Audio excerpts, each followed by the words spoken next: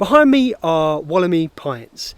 These are trees which lived with the dinosaurs some 200 million years ago. They are some of the world's oldest and rarest living trees. And it was discovered by chance back in 1994. Before then, we thought this tree had been extinct for some 90 million years. This tree is a living fossil, which means that it has remained essentially unchanged since earlier times, and all of its close relatives are now extinct. But what made this discovery even more immense was that there were so few of these trees, less than 150 found in a very narrow range. And today, Australia's dinosaur tree is critically endangered. It's facing some serious threats, but there are some brilliant restoration and conservation efforts to ensure that this tree has a future.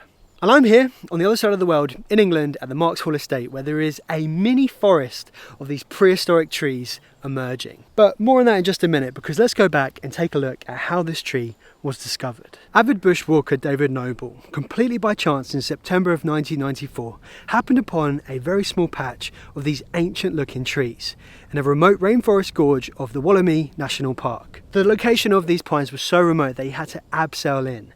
And knowing that he found something potentially really remarkable, he took a sample of it. And he showed this to Australia's expert botanists and scientists, and they were pretty puzzled because this fern-like looking branch had in fact come from a tree. Because you see, the only time that we'd ever seen anything remotely like this was in 90 million year old fossils in Jurassic rocks. They thought that trees like this had long been extinct, and at the time they gave it the working name, the Wollemi pine, or is it the Wollemi pine? I might be saying it wrong.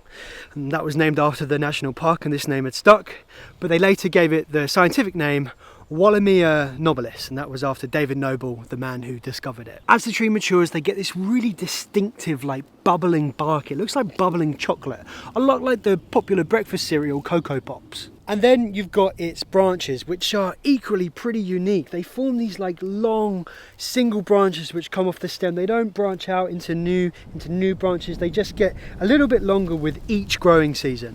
And it also naturally coppices, so it forms these like other stems coming up. This is likely a resilience mechanism so that if one stem fails, then another one can take its place. And these Wollemis here at Marks Hall, they are quite young. They're about 17 years old and they were planted small, but they've got pretty tall. But you know, the ones which were found in Australia, they would have been about 40 meters tall. They would have had these big wide stems, and they can reach ages of about 1,000 years old. So the long gradual decline which led to the Wollemis becoming so few in number was largely due to climate change over millions of years.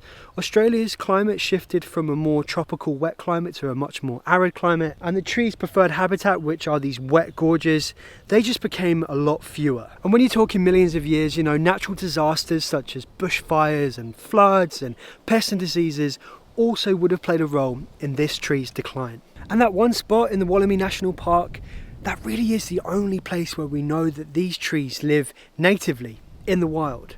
So they are incredibly vulnerable, they are incredibly sensitive to changes in climate, to forest fires and pests and diseases. And it's actually incredibly easy for humans to move around pathogens. Just one little tiny particle of infected soil moved from one area into another can introduce a pathogen like Phytophthora, which is a root decaying fungus.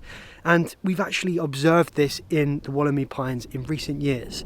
So it's got in there somehow. Whether if it's come from us, we're not sure, but it is pretty likely. Now the Wollemis in their original area, it is a really inaccessible area. So thankfully people aren't going in there and seeing them all the time.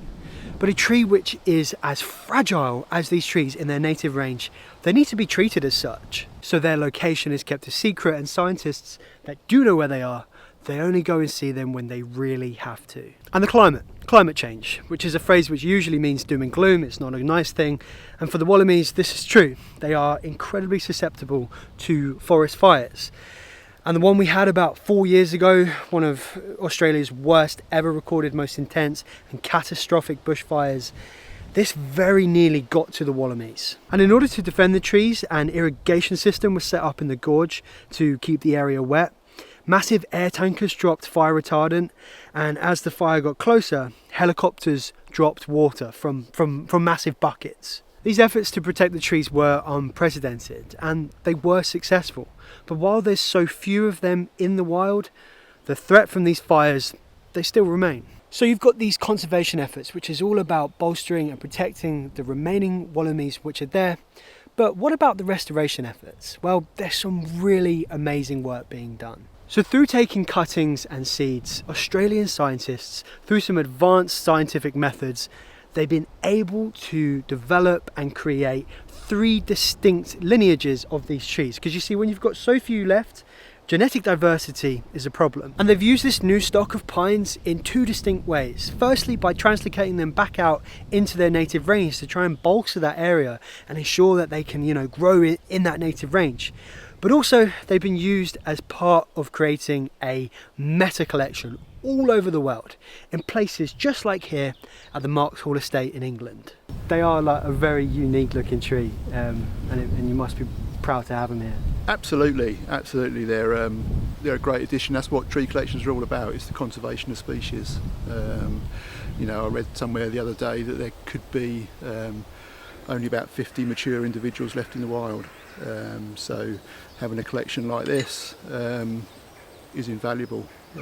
Even if a botanic garden or arboretum's just got 1 or 2 of them, it's still preserving the species. Yeah, it's everything really. And you're hoping to have more? You're hoping to I've got quite an ambitious target. I'd quite like to have 150 to 200 when the arboretum expands. Then it'd be great to walk through a wallaby forest in the future. It's kind of what we do well here, is plant a single species en masse to give someone that kind of feeling of walking through an environment they wouldn't necessarily be able to walk through. And the other really cool thing is that you can own one of these trees. You can keep it in your garden, or you can even grow it in a pot indoors. You can not only have yourself a little piece of prehistoric history, but you can also help safeguard this species. And if you've enjoyed watching this video, then please consider becoming a Leave Curious member over on Patreon, where you'll not only be able to support the channel, but you'll also be able to dive deeper into the world of Leave Curious, see more about the project, see the places that we visit, and also be able to engage and influence and have your say in where the project goes. And please do all of the YouTube things like liking and subscribing, and if you want to keep watching the channel, then please check out the video that's on the screen now. But in the meantime, thanks for watching. Leave Curious. Sweet, nailed it.